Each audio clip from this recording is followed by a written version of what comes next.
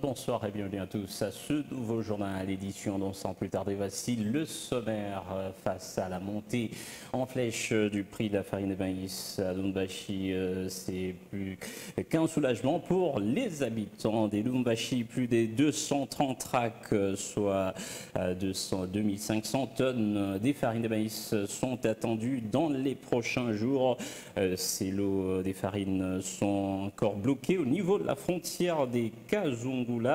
Il s'agit d'une annonce faite par le président des commerçants congolais opérant à l'étranger, Edouard Soumaïli, que vous aurez à suivre au cours de ce 20h. Nous parlerons également de la crise alimentaire aiguë qui est actuellement signalée dans les provinces des Kasaï et Kasaï centrale. Alerte ainsi le PAM et la FAO qui indiquent une aide depuis des 10 millions de dollars américains sont disponibles pour la prise en charge des familles affectées. À la une de l'actualité également en international, nous parlerons de ce bilan qui ne cesse de s'alourdir au Soudan en marge des affrontements opposant l'armée soudanaise aux paramilitaires, des affrontements qui ont fait plus de 200 morts et environ 1800 blessés signalés, suscitant des inquiétudes au niveau international. C'est tout pour des sommaires de cette édition. On place à présent au développement des titres et bien d'autres. Tout d'abord, démarrons ce journal par ces nouvelles concernant des réactions des vives empreintes qui ne cessent de s'enregistrer face aux récentes déclarations du président rwandais Paul Kagame lors de son passage au Bénin. Après la réaction du porte-parole, le porte-parole du gouvernement congolais Patrick Muyaya, c'est au tour des députés nationaux révolutionnaires de la République qui, dans leur déclaration de ce lundi 17 avril, ont aussi condamné et jugé des gravissimes et provocateurs les propos de Paul Kagame. Les précisions dans cet élément de Ghislain Bafoumier. Les terres appartenant au Rwanda auraient été données à la RDC, d'où la crise actuelle. Ces propos du président rwandais au Bénin ont une fois de plus suscité beaucoup de réactions dans l'opinion publique. Outre les recadrages du gouvernement congolais, ce sont les députés révolutionnaires de l'Union sacrée de la nation qui s'en ont pris au président rwandais. Dans leur déclaration rendue publique ce lundi 17 avril 2023, les députés nationaux révolutionnaires de la République, en plus de qualifier les propos de Paul Kagame des gravissimes et provocateurs, ils ont appelé les Congolais à s'aligner derrière les présidents de la République au fin de faire échec à tous les plans de balkanisation et ou à toute initiative de déstabilisation. Ces élus nationaux se disent toutefois être indignés du silence de la communauté internationale face aux actes de barbarie du Rwanda. Pendant ces temps, le week-end dernier, le président de la Commission des Affaires étrangères du Sénat américain a déclaré qu'il était impératif que les partenaires mondiaux exigent le retrait du Rwanda de la RDC et veillent à ce qu'ils réagissent aux répercussions de ces inconduites. Bob Menendez a exhorté les partenaires internationaux à agir contre le Rwanda après que des centaines de morts et près d'1 million de personnes aient été déplacées à l'est de la République démocratique du Congo. L'opinion s'interroge sur ces propos alors que bien avant, le président rwandais évoquait la poursuite des génocidaires et protection des Tutsis comme motif à l'agression contre la République démocratique du Congo. Et dans son dernier article rendu public récemment, Jacques Moukena, chercheur principal à Eboutelli, chercheur principal en gouvernance et partenaire du GIEC, groupe d'études sur le Congo, s'interroge sur l'opportunité de la défense du président congolais Félix-Antoine Tshisekedi en faveur de l'homme d'affaires israélien Dan Gettler. Les contours dans cet élément de Joseph Kango. Cheval de bataille pour le président Félix Tshisekedi à son arrivée au pouvoir en 2019, la lutte contre la corruption ne serait toujours pas optimale. Selon le dernier article d'Eboutelli, cette lutte n'est pas allée plus loin malgré la création et la redynamisation de plusieurs structures de lutte contre la corruption comme l'IGF, notamment à cause de la lenteur et du désintéressement de la justice. Pour l'auteur de cet article, Jacques Moukena, chercheur principal en gouvernance à Eboutelli, partenaire de recherche du groupe d'études sur le Congo de l'Université de New York. Au-delà de relaxer et blanchir certains dirigeants politiques et opérateurs économiques condamnés pour détournement d'argent public, le président congolais a par une lettre adressée à son homologue américain Joe Biden en mai 2022 fait le plaidoyer de Dan Geithler, homme d'affaires israélien qui se serait enrichi en complicité avec certaines élites congolaises au détriment du peuple congolais, occasionnant la perte de plusieurs milliards de dollars américains pour l'État congolais depuis 2001. La RDC aurait perdu plus de 1,36 milliard de dollars américains en raison de la sous-évaluation des actifs miniers et pétroliers, vendus ensuite à des sociétés appartenant directement ou indirectement à Geithler. C'est que l'homme d'affaires israélien continue de nier. Dans sa lettre à Joe Biden, dont une partie a été reprise dans l'article d'Ebouteli, le président congolais écrit que les sanctions contre Geithler ne sont plus nécessaires puisque selon lui, ce dernier se serait repenti et est désireux d'entamer une nouvelle ère de coopération, ajoutant ensuite que les sanctions contre ce dernier ont atteint leur objectif souhaité. Elles ont contraint M. Geithler et son groupe à se conformer aux bonnes pratiques du secteur minier et des hydrocarbures de la RDC. Que serait l'objectif de cette amnistie donnée à Dan Geithler?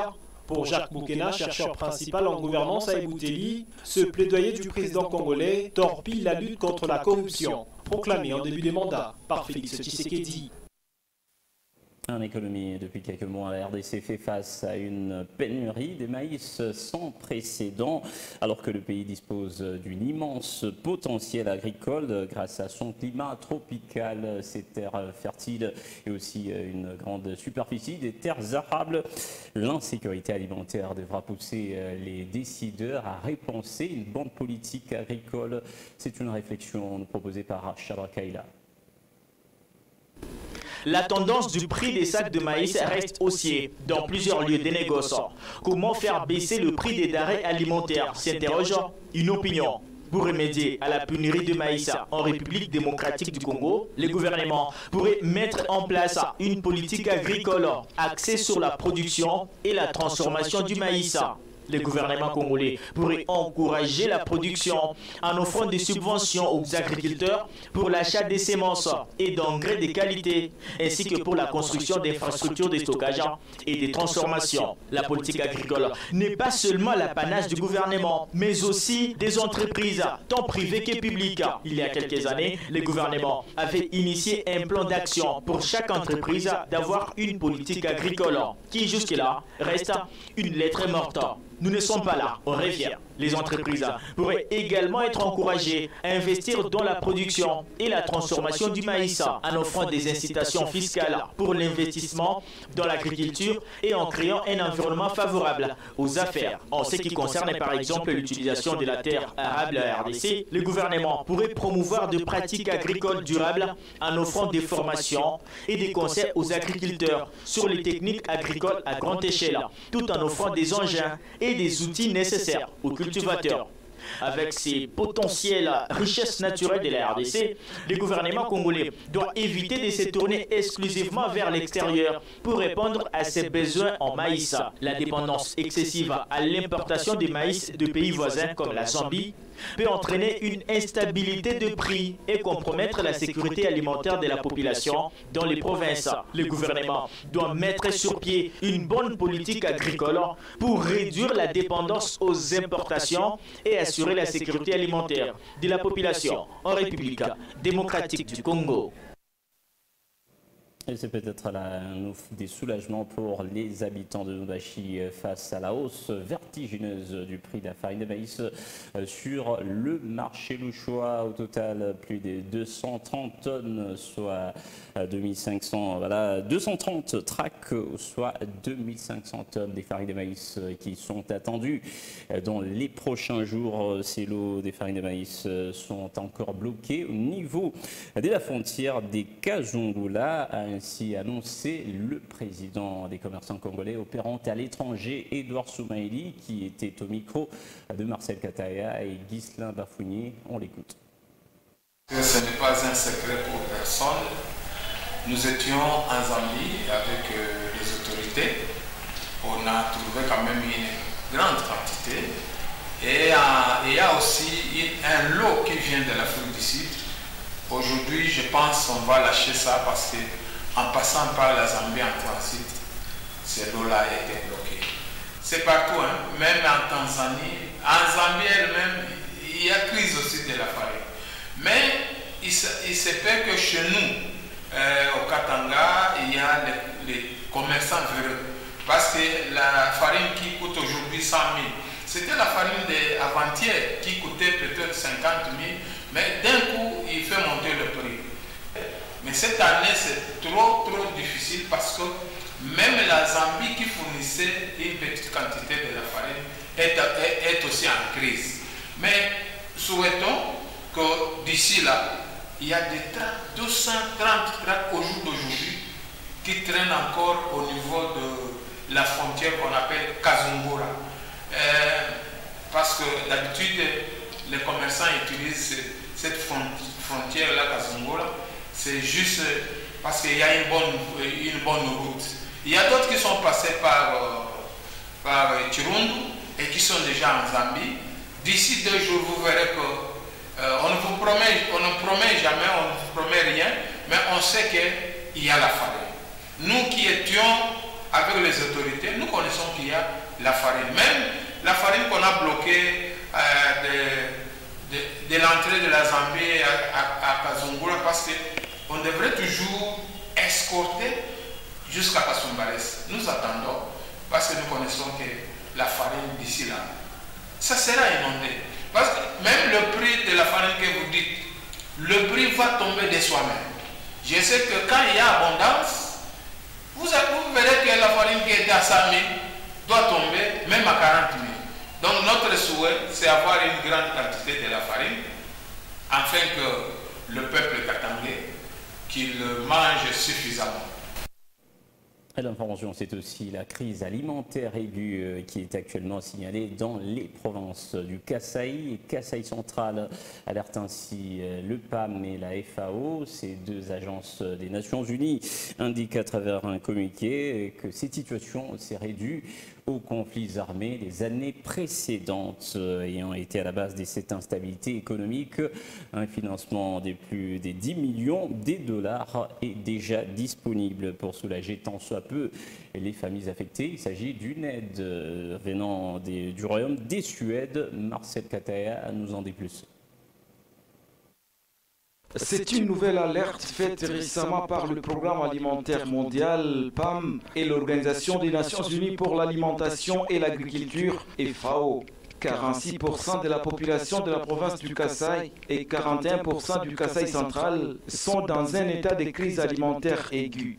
Ces statistiques ont été révélées dans un communiqué conjoint des PAM et FAO. La même source indique qu'en 2016, les 2 provinces sont sorties d'une période de conflits violents des Kamwina-Nsapu qui ont fragilisé les tissus communautaires et le développement économique. Bien que la situation se soit stabilisée, la sécurité alimentaire et la cohésion sociale demeurent encore précaires. Pour aider les gouvernements congolais à faire face à cette situation devenue très préoccupante, le Royaume des Suèdes a octroyé un financement de 12,2 millions de dollars. Une façon de soutenir le programme de lutte contre l'insécurité alimentaire dans cette partie centrale de la RDC. Il faut dire aussi que pour faciliter les opérations et améliorer la sécurité de ces agents à travers le pays, notamment à l'est de la République démocratique du Congo, le PAM, via le service aérien humanitaire des Nations Unies, a introduit une nouvelle flotte d'hélicoptères peints de couleur orange. En ce 18 avril, l'échiquier international célèbre la journée des monuments et des sites. Pour cette année 2023, le thème retenu est le patrimoine en transformation, avec comme objectif d'explorer le patrimoine culturel de l'humanité sous ses différentes formes et aussi encourager les communautés locales à prendre conscience de l'importance de leur patrimoine culturel. Jérémy Jaffari nous propose ce focus.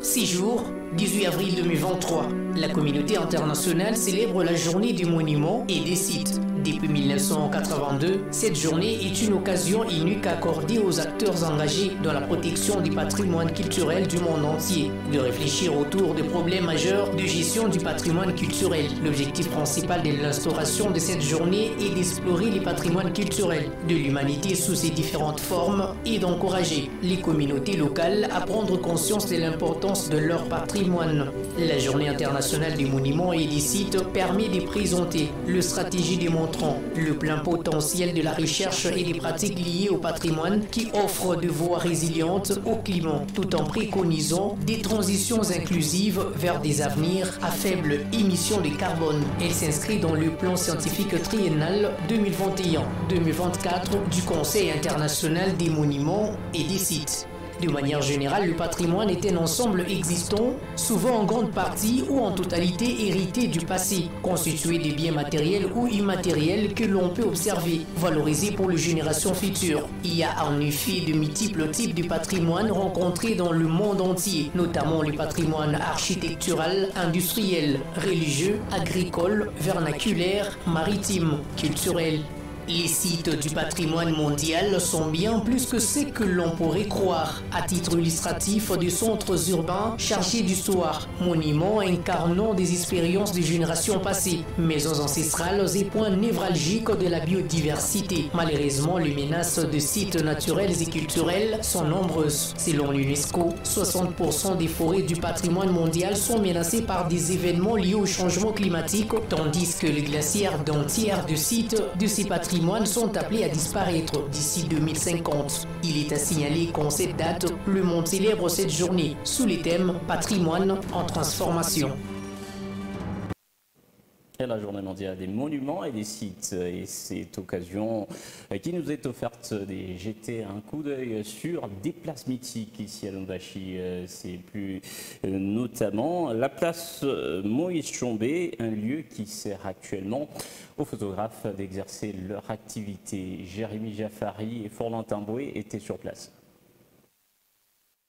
Du jour au jour, Pichaka Chichi exerce sa profession de la photographie à ces lieux. Il est très célèbre car il a déjà totalisé 13 ans, toujours à cet endroit. Les clients s'approchent de lui parce qu'il a un prix abordable. Après négociation, il tient son appareil photo, cherchant les différentes prises de vue pour avoir un bon paysage. Selon lui, il adore ces sites, connus sous les noms de la place Moïse Tshombe.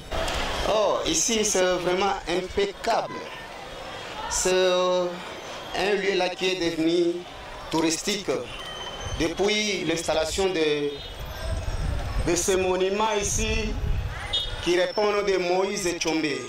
La population louchoise vient souvent ici se détendre, le rendez-vous, donc ça passe mieux ici. Ces monuments de cette figure politique katongaise est fait en bronze, posé sur un socle rectangulaire. Sa hauteur est environ 3 mètres. Au bas de ce monument, il y a 2 têtes de lion. C'est le carrefour le plus important placé au cœur de la ville. Toute personne souhaite s'y prendre en photo, alors ces lieux est un patrimoine commun et il continue à attirer du monde. Ici trône le monument de Moïse Tshombe, ancien président de l'État indépendant du Katanga au début des années 60. Explique ses choix. Moïse Tshombe, c'est notre... il fut le président du Katanga. Un immense souvenir. Les gens qui ont été tués, les gens qui ont fait quelque chose, les enfants qui ne sont et ne connaissent pas. Mieux vaut ériger un monument quand un enfant part à l'école, quand il voit son nom, celui-ci a été mort, celui-ci a été tué pour telle et telle cause pour la population. La construction sur laquelle repose le pied de Moïse Tshombe, c'est ça le monument des morts. Il a été érigé en 1930 en mémoire évidemment des soldats qui sont morts pendant la Première Guerre mondiale.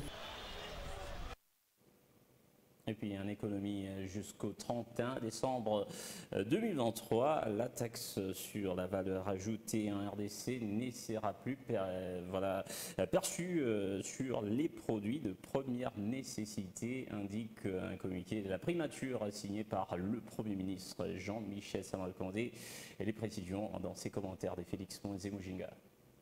Le Premier ministre et chef du gouvernement de la RDC, Jean-Michel Sama-Lukonde, a signé des décrets en début de semaine portant prorogation de la suspension sur la perception des taxes sur la valeur ajoutée, TVA en sigle. Cette mesure ira jusqu'au 31 décembre 2023, indique un communiqué de la primature. Cette décision, préalablement adoptée par les conseils des ministres, porte sur les décrets loi numéro 23/15 qui concerne la suspension de la perception de la taxe sur la valeur ajoutée des produits de première nécessité décidé alors que le décret loi numéro 23/16 concerne la non-perception de la TVA à l'importation et à la vente de certains biens dans les domaines de la cimenterie et de l'immobilier. Signalons que ces deux décrets modifient et complètent ce prix le 15 avril 2022 qui suspendait pour une année la perception de cette taxe sur les produits de première nécessité ainsi que le produit du secteur de la cimenterie et de l'immobilier. Ainsi, le Premier ministre Jean-Michel Samaloukonde a enjoint aux services chargés de leur application, en l'occurrence la Direction des douanes et assises, DGDA, ainsi que la Direction générale des impôts, DGI, de veiller sous le contrôle du ministre des Finances au strict respect des mesures édictées pour préserver le bien-être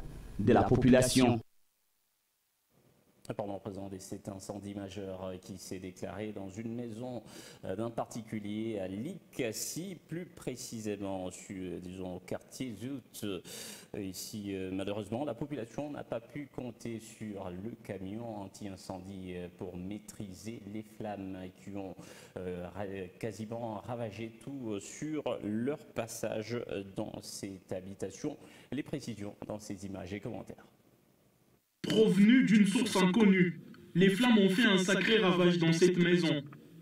Un énième cas d'incendie qui se déclare, et cette fois c'est sur l'avenue Sapinière, dans la commune de Likassi.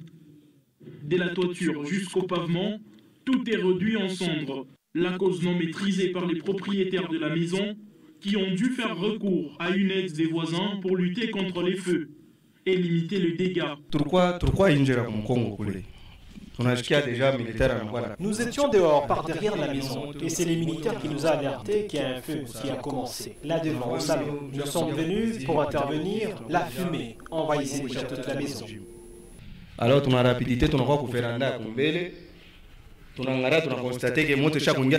c'est à partir de la véranda que nous avons constaté que le feu avait déjà pris au fauteuil du salon et même au rideau. Nous avons défoncé la porte et nous avons constaté que le feu avait déjà pris au fauteuil. Les rideaux des fenêtres et le plafond avaient déjà aussi été entamés par le feu. Alors, on a fait déjà dans retard. On a été anti-incendie, il n'y a pas mairie, c'était déjà trop tard, l'anti-incendie de la mairie est arrivé aussi en retard. Et de surcroît, l'eau ne sortait pas des conduites du camion anti-incendie. C'est ainsi qu'on a pu se mobiliser seulement avec les gens du quartier pour intervenir afin d'éteindre le feu.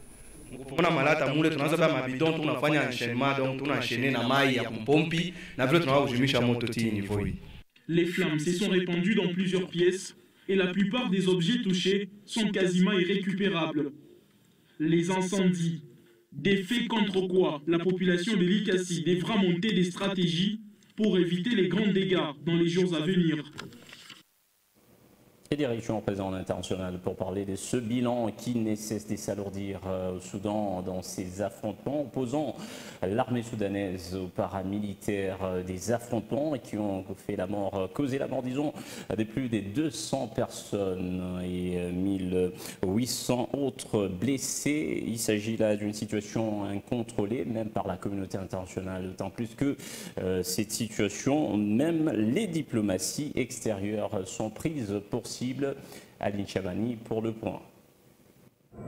L'armée soudanaise et le groupe paramilitaire qui l'affrontent ont chacun revendiqué de gains ce lundi 17 avril alors que les combats survenus le week-end dans le pays se sont intensifiés, provoquant des coupures d'eau et d'électricité dans la capitale Khartoum et faisant craindre un conflit plus large. Ces affrontements ont fait à ce jour plus de 200 morts et 1800 blessés selon l'émissaire de l'ONU au Soudan. Ces conflits a exposé au grand jour la brouille entre le général Abdel Fattah al-Burhan à la tête de la junte de facto chef de l'État et Mohamed Hamdan Daglo, son ancien allié, décidé désormais à prendre le contrôle du pays par les armes. Des tirs et explosions continuent à secouer la capitale alors que les rapports de force entre les deux camps demeurent incertains. En dépit de l'appel du G7 à toutes les parties à mettre immédiatement fin à la violence, c'est mardi 18 avril à Khartoum pour le 4e jour consécutif. Des explosions et des hommes entrahis font régner la terreur alors que les familles terrées chez elles sans électricité ni eau courante tentent de survivre avec leur stock de nourriture. Par ailleurs, le secrétaire d'État américain Anthony Blinken s'est entretenu ce mardi 18 avril avec les deux généraux. Trop de civils ont perdu la vie, a-t-il tweeté, soulignant l'importance d'assurer la sécurité du personnel diplomatique et des travailleurs humanitaires. De son côté, le président égyptien Abdel Fattah al-Sisi plaide pour un retour à la table de négociation et dit travailler au retour des formateurs militaires égyptiens enlevés samedi sur une base aérienne par les forces de soutien rapide du général Hamdan Daglo. Et dans le reste de l'actualité internationale, toujours plusieurs dizaines de personnes ont battu les pavés en manifestant dans les rues de Paris, la capitale française, contre la réforme des retraites proposée par Emmanuel Macron. Le président français, c'était lors de son allocution ces dernières 24 heures. Les manifestants se disent oubliés dans la prise des décisions ici par leur gouvernement, ce qui explique la situation actuelle en France. Félix Mouzinga pour des commentaires. Je le dis aux Français, ça ne me fait pas plaisir, j'aurais voulu ne pas la faire. Les opposants à la réforme des retraites ont réservé un accueil chaleureux pour les moins brillants au président de la République française, Emmanuel Macron. Des concerts des casseroles étaient organisés à travers la France contre la politique du gouvernement. À Paris, plusieurs rassemblements étaient programmés et les manifestants ont commencé peu avant 20 h à faire du bruit en tapant sur des casseroles à l'aide de cuillères ou d'autres ustensiles.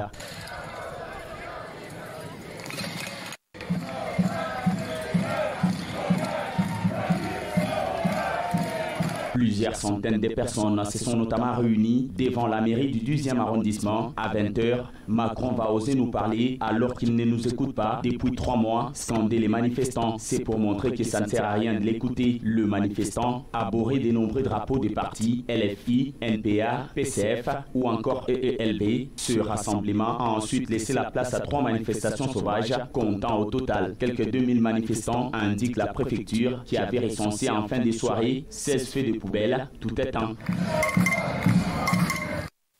Et c'est donc par ces images en France que nous mettons un terme à cette édition Vespera de ce mardi.